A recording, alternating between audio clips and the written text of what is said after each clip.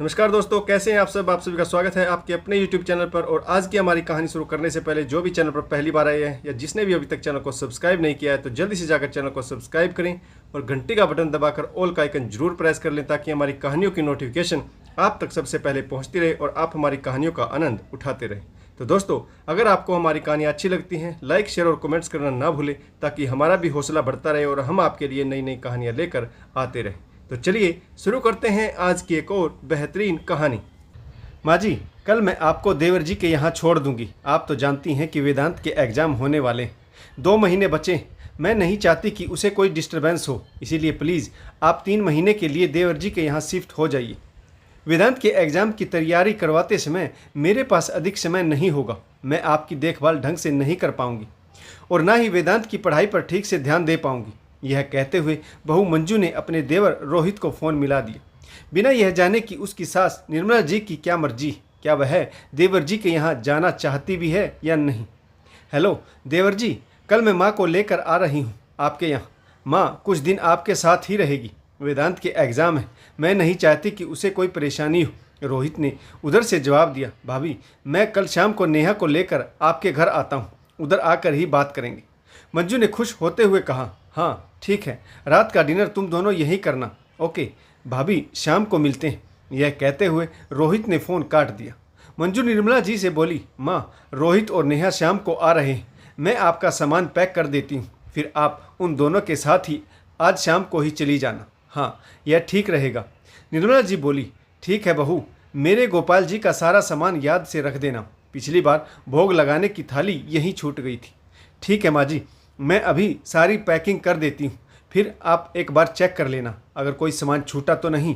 कहते हुए मंजू जल्दी जल्दी सासुमाँ का सामान पैक करने लगी। उसकी खुशी और उमंग देखकर लग रहा था कि बेटे के एग्ज़ाम तो बहाना है, वास्तविकता में बुजुर्ग सास से पीछा छुड़ाना है। निर्मला जी के बाल यूं ही धूप में सफ़ेद नहीं हुए, वर्षों का अनुभव है। बहू की मुस्कुराहट बता रही है कि वह नहीं चाहती कि सास उसके पास रहे। यह तो निर्मला जी का बड़ा बेटा बहुत समझदार है जो अपनी माँ को गांव से शहर ले आया। पति के गुजरने के बाद निर्मला जी बिल्कुल अकेली हो गई थी, लेकिन बहू को उनका यहाँ आना नागवार गुजरा था। उस समय वह कुछ कह नहीं पाई। अब हमेशा कोई ना कोई बहाना खोजती रहती जिससे कुछ दिनों के लिए ही सही परंतु सास से छुटकारा मिले। शाम हुई, रोहित अपनी पत्नी नेहा और छोटी बेटी छवि के साथ पहुंच गया। खाना खाकर सब बैठे थे तो रोहित बोला, भाभी कुछ दिन के लिए माँ को आप यहीं रहने दीजिए, आजकल हम दोनों के ऑफिस में काम बहुत अधिक है। हम तो छवि का भी ठीक से ध्यान नहीं रख पाते, फिर माँ को कैसे संभालेंगे। कुछ दिनों की बात है, फिर मैं खुद ही आकर माँ को ले जाऊँगा। देवर की बात सुनकर मंजू भड़क उठी, रोहित यह क्या बहाना है, हमारी भी कोई पर्सनल लाइफ है कि नहीं, और फिर माँ सिर्फ हमारी ही जिम्मेदारी तो नहीं, प्रॉपर्टी में तो तुम बराबर के हिस्सेदार हो, फिर माँ की जिम्मेदारी उठाने में हमेशा टाल मटोल क्यों करते हो। माँ पिछले 8 महीने से जब से गांव से आई है हमारे पास ही रह रही है। वेदांत के एग्ज़ाम है, वह डिस्टर्ब ना हो इसीलिए सिर्फ 3 महीने के लिए माँ जी को तुम्हारे पास भेजना चाहती हूँ, वरना आज तक वह हमारे साथ ही रह रही है। थोड़ी फुर्सत की सांस हमें भी लेने दो, हमारी भी जिंदगी। निर्मला जी के बड़े बेटे को माजरा समझ नहीं आ रहा था।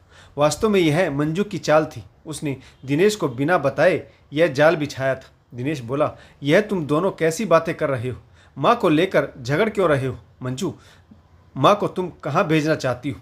यह कहते हुए दिनेश आश्चर्यचकित था, लेकिन मंजू कुछ भी सुनने को तैयार नहीं थी। वह रोहित और उसकी पत्नी से उलझ पड़ी। उनमें नोकझोंक होती देख निर्मला जी की आंखें नम हो गई, झुर्रियाँ भरे गालों पर आंसू लुढ़क आए। समय बदलते देर नहीं लगती। कल तक यही बच्चे माँ की गोद के लिए झगड़ते थे, आज माँ को अपने साथ रखने से कतरा रहे। जिंदगी में जाने कब कौन सा मोड़ आ जाए कोई नहीं जानता। निर्मला जी अपने आप को कमज़ोर नहीं बनाना चाहती थी। आंसू पोंछकर गुस्से में उठी और बोली, रहने दो, तुम सब क्यों झगड़ रहे हो।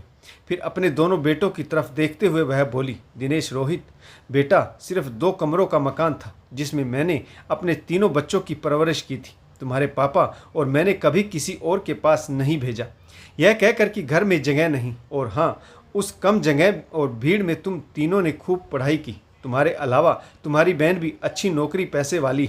आज तुम्हारे पास बड़े बंगले, मोटर गाड़ी, बैंक बैलेंस सब कुछ है। हमारे पास 2 कमरों के मकान के सिवाय कुछ भी नहीं था, लेकिन हमने कभी तुम्हें किसी चीज़ की कमी नहीं महसूस होने दी। तुम्हारे पिताजी के बनियान में 70 छेद हो जाते थे, लेकिन उन्हें पहनना नहीं छोड़ते थे। लेकिन तुम्हारे तन पर हमेशा साफ सुथरे कपड़े पहनाए। तुम झगड़ा मत करो। अगर तुम्हारे आलीशान बंगले में माँ के लिए जगह नहीं तो मैं गांव चली जाऊंगी। शर्म नहीं आती तुम्हें? यूँ झगड़ कर मुझे शर्मसार कर रहे हो। एक कोख से जन्म लेकर इस तरह झगड़ा करके मुझे बेइज्जत मत करो। फिर उन्होंने दृढ़ स्वर में मंजू से कहा, बहू मेरा सामान पैक है ना? मैं कल सुबह गांव चली जाऊंगी। मेरी 2 रोटियों के लिए तुम्हें झगड़ने की जरूरत नहीं। अभी मेरे हाथ पैर चलते हैं, मैं स्वयं बनाकर खा सकती हूँ। यह कहते हुए निर्मला जी सोफे पर बैठ गई। उनकी आंखों से आंसू बहने लगे। हाल में सन्नाटा पसर गया। दादी, किसने कहा कि मेरी पढ़ाई आपकी वजह से खराब होगी? उल्टा मुझे तो हिंदी में आपसे बहुत सहायता मिलती है। आप कहीं नहीं जाएंगी। यह कहते हुए वेदांत ने दादी की आंखों से आंसू पोंछकर उन्हें गले से लगा लिया और अपनी माँ की तरफ देखते हुए बोला, माँ यह क्या? मैंने आपसे कब कहा कि मेरी पढ़ाई खराब होगी? अगर आपको दादी से तकलीफ है तो मैं अपनी दादी का ख्याल रख लूँगा। उनके लिए 2 रोटी मैं पका लूँगा। लेकिन मत भूलिए आज दादी बूढ़ी है, कल आप भी होंगी। यह कहते हुए 12 वर्षीय वेदांत आंसू भरी आंखों से अपने पिता की तरफ देखने लगा, जैसे उनसे पूछ रहा हो, यह क्या है पिताजी? यह कैसे संस्कार दे रहे हो आप मुझे? आपके सामने आपकी माँ शर्मसार हो रही और आप चुपचाप तमाशा देख रहे हैं। पासा उल्टा पड़ता देख मंजू ने अपने बेटे वेदांत को फटकार लगाई। वेदांत क्या बकवास कर रहा है? बड़ों से ऐसी बातें करते हैं? बच्चों को बड़ों के बीच में नहीं बोलना चाहिए। चलो जाओ अपने कमरे में और पढ़ाई करो। दिनेश आग बबूला होते हुए मंजू पर बरस पड़ा। क्यों? क्या गलत कह रहा है वह? और माँ को कहीं और भेजने की बात आई कहाँ से? मैं अपनी माँ को अपने दम पर गांव से यहाँ लेकर आया हूँ, समझी तुम? और कुछ भी करने से पहले मुझसे पूछ लिया करो। मेरी माँ यहीं रहेगी, अपने बेटे के घर में। अगर किसी को प्रॉब्लम है तो वह शौक से यह घर छोड़कर जा सकता है। मंजू की नज़रें शर्म से झुक गई। फिर दिनेश ने अपने छोटे भाई रोहित से कहा, रोहित, माँ से ज़्यादा तुम्हारे लिए तुम्हारी पत्नी, बच्चे और नौकरी। तुम्हें शर्म नहीं आती उनके सामने अपनी परिस्थितियों का रोना रोते हुए? भूल गए तुम? माँ ने दिन रात एक ना किया होता तो आज हम कहीं मजदूरी कर रहे होते। हम कोई जन्म से करोड़पति नहीं, बल्कि माँ और बाबूजी के परिश्रम ने हमें इस लायक बनाया। यह कहते हुए दिनेश की आंखें क्रोध बरसा रही थी, जिससे मंजू भी घबरा गई और वह समझ गई कि उसने बहुत बड़ी गलती हो गई। माफ़ी मांगने में ही भलाई, यह सोचकर वह निर्मला जी के पास गई और बोली, माँ जी मुझे माफ़ कर दीजिए। यह आपके बेटे का घर है, मुझे यह सब नहीं करना चाहिए था। मेरी चतुराई ही मुझ पर भारी पड़ गई। निर्मला जी ने कुछ नहीं कहा और अपने पोते वेदांत का हाथ पकड़कर अपने कमरे में चली गई। शायद इस समय वह किसी को माफ़ करने को तैयार नहीं थी। वर्षों की तपस्या पर आज किसी ने प्रहार किया था। मन आहत हुआ था। बड़े बेटे और पोते ने उनके दुखते हुए मन को मरहम लगाई थी तो थोड़ा सा सुकून जरूर मिला था। तो दोस्तों, आपको कहानी कैसी लगी कमेंट्स करके जरूर बताइएगा। इस कहानी में क्या सीख मिली और किस पात्र की भूमिका आपको सबसे अच्छी लगी, यह भी कमेंट्स करके जरूर बताइएगा। आशा करता हूँ कहानी आपको जरूर पसंद आई होगी। अगर आपको हमारी कहानी अच्छी लगे, लाइक शेयर और कमेंट्स करना ना भूलें, ताकि हमारा भी हौसला बढ़ता रहे और हम आपके लिए नई नई कहानियाँ लेकर आते रहें। तो कहानी पढ़ने के लिए आप सभी का बहुत बहुत धन्यवाद। जय हिंद, वंदे मातरम, भारत माता की जय। जय जवान और जय किसान।